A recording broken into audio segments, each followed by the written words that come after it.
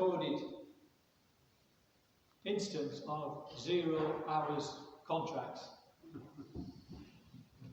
You're going to make it back up to date, haven't you, really?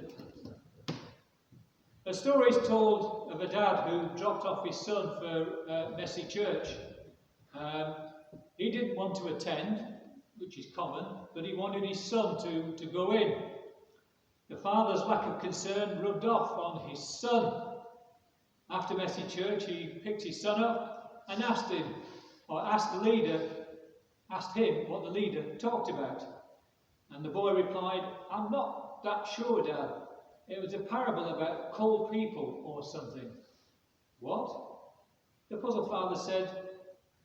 The boy explained, "Well, the leader kept saying, 'Many are cold, but few are frozen.'" Anyway, okay, we'll carry on then. Jesus said that God's kingdom is like a man who had a vineyard which needed harvesting. So how can you interpret that particular story? Well, one is possibly that the vineyard owner is the focus of the story, in that he goes out early in the morning, hires workers for the day, and that ought to be it.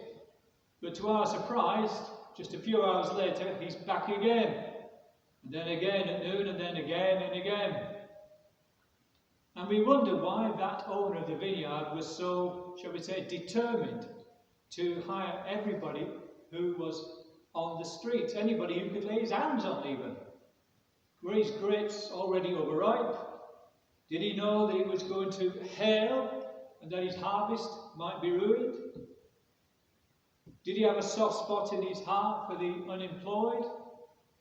We don't know. The story doesn't say.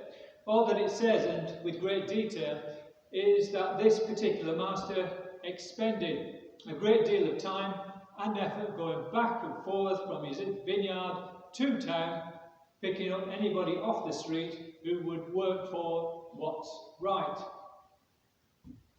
In one translation, it's 1 denarius. But in the story, justice is determined not by what is right. After all, the owner did pay what he agreed to pay, he just paid it to everyone. No, it's the owner's repeated, relentless desire for labourers, for workers in the vineyard. As we heard with the reading from the New Testament there, from the epistle, Paul's determination to see the best and expect the best from the Philippians. Now, it isn't that what he was paying is all that generous. The generosity is in the owner's repeated, unrelenting call to come and work in the vineyard.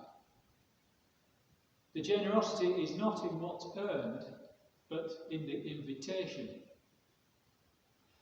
For many, the Christian life is one of continually offering themselves to God, to live as Jesus would recognise as the way, the truth, and his life.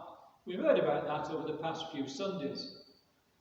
And as a Christian community, the one sign that stands out above all others, is our generosity and unconditional love of others. Why? Because God is generous to all in equal measure. God shows us undeserved grace, which is freely available to all.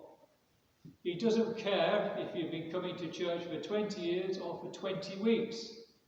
His grace is the same for us because he loves all with equal measure.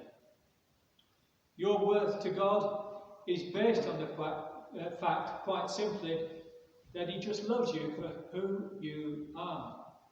And you are worth loving for who you are. And that's often so difficult to accept. And when we receive the bread in just a few moments' time, that is the ultimate symbol of God's grace.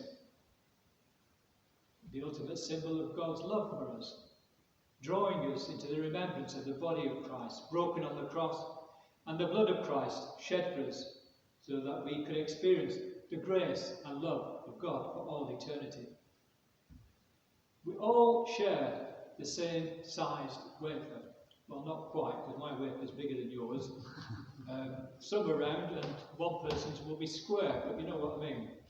We all take the same size sip of wine. Well, we would do if it wasn't for the COVID restrictions, because God's grace is equal for us all.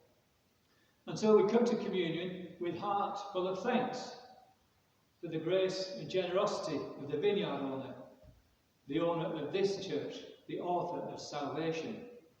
So we come as one body, one community, and share the same grace in equal measure, aware that each of us is equally loved by God. Not because of anything that we have done, but just for who we are.